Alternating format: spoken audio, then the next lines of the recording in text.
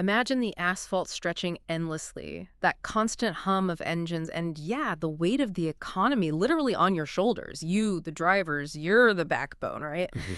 Navigating not just highways, but this sometimes bewildering landscape of changing rules, new tech, and let's be honest, some pretty wild moments out there. Yeah, it's demanding. It really is a demanding reality, but maybe also one ripe with opportunity for those who are, prepared.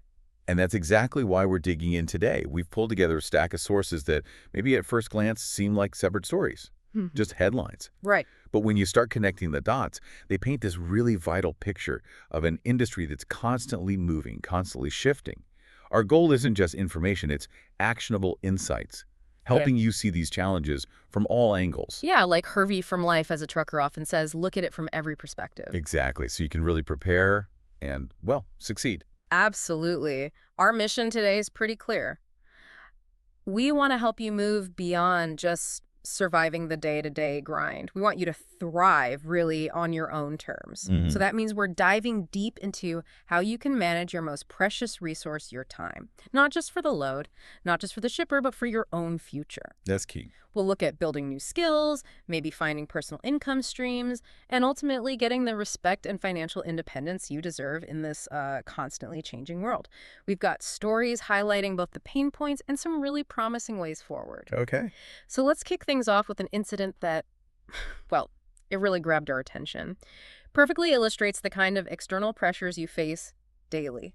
Picture this. Yeah. You're just doing your job, hauling essential stuff, and someone takes road rage to a whole new level, like federal crime level extreme. Wow. Yeah, that's exactly what happened recently in Connecticut.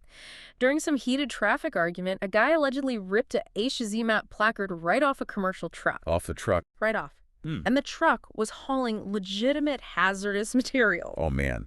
The implications of something like that, they're huge. Removing a hazy mat placard isn't just, vandalism or losing your temper. It's serious. Mhm. You're talking about interfering with federal transport regs, tampering with vital safety signs. I mean, it could even be seen as potential terrorism-related endangerment. It's serious. Think about it. Those placards, they're not decoration. They're critical info for first responders. Tells them exactly what they're dealing with if there's a crash or a spill. Right, right. So, from a trucker's view, this is a nightmare. You're already dealing with aggressive four-wheelers, and now physical tampering with your equipment. Unbelievable. And law enforcement, FMCSA, DOT, Yeah. they see this as a severe violation of federal safety codes. There's even talk it could lead to more inspections, stricter rules for placard security, Mhm. maybe even requiring locking brackets. Locking brackets. And the public reaction, predictably, it's split. Some call it a dumb mistake, others see it as a serious threat. Which really begs the question, doesn't it? How do you protect yourself when the world outside your cab just seems to be getting crazier? Our sources dug into this, and they highlighted a few tangible things you can do. Like what? Well, dash cams, obviously. Front and side views. Inspect your placards at every single stop, especially if you've had any kind of confrontation. Good point. Every spot. Every stop. Consider replacing worn or loose placard holders with those locking brackets we mentioned, and crucially, report road ragers. Create that paper trail. It's vital for your protection, shows you're doing your due diligence. Makes sense. And, it's not just hostile civilians you have to worry about. Sometimes it's the regulatory landscape itself shifting under your wheels. True. One really intriguing thing from our sources is how these new bills, initially aimed at livestock haulers, could actually set a precedent for pretty much everyone in the industry. Okay, tell me about that. Well, these bills, popping up in different states, maybe even federally, they're pushing for much tougher enforcement.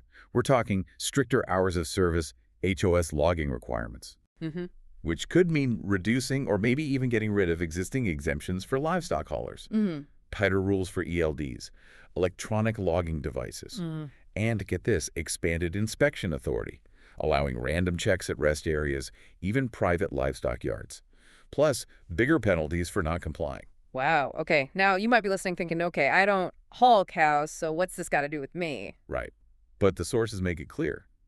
These bills don't just say livestock. They mention agricultural goods and perishable freight. Ah, okay. So that could mean... Produce haulers, bee movers, maybe even nursery haulers. Mm-hmm. They could be next in line. Gotcha. For the livestock haulers right now, this feels like a nightmare. Animal health often depends on getting there fast, right? An 8-hour stop can be really tough, maybe impossible. Yeah, I can see that. On the flip side, animal rights folks see it as needed oversight. Old school truckers, often just resentment about government getting more involved. And lawmakers say they're trying to balance safety, welfare, and driver rights. It's complicated. Very. Ah. But this creates a potential ripple effect through the whole industry. If laws get tighter on one sector, they often creep into others. That precedent is powerful. So the takeaway for everyone is? Compliance isn't just about avoiding a fine anymore. It's really about survival, about being able to operate effectively as things change. You got to be prepared for what might shift next, even if it seems far off today. Right. Staying ahead of the curve. Exactly. So while those pressures, regulatory and external, are definitely there, it's not all doom and gloom. Okay, yeah. In fact, lots of folks in the industry are already finding innovative ways to adapt, often using surprising new tools that actually make life easier. Like what? Give me an example. Well, think about parts. We're seeing this significant digital transformation happening with truck parts.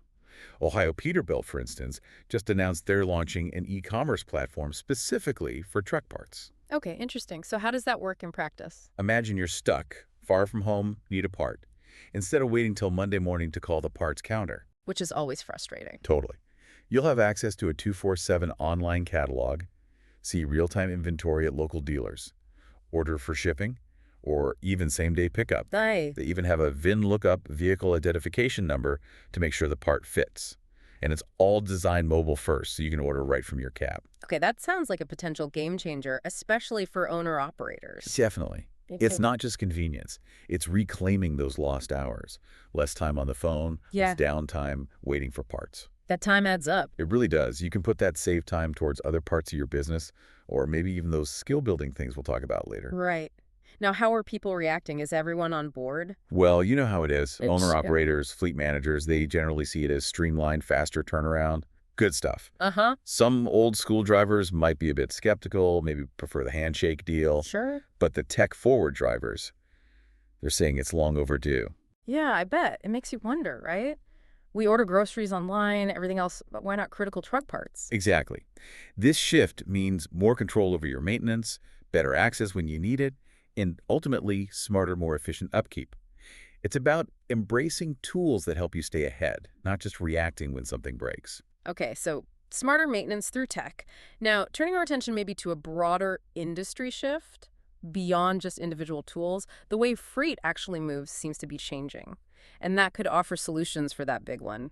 More home time. Ah, yes. The shift from traditional long-haul OTR over the road towards regional haul. Exactly. And this isn't just a small tweak, is it? It feels like a pretty fundamental restructuring. It really is, and the implication is huge.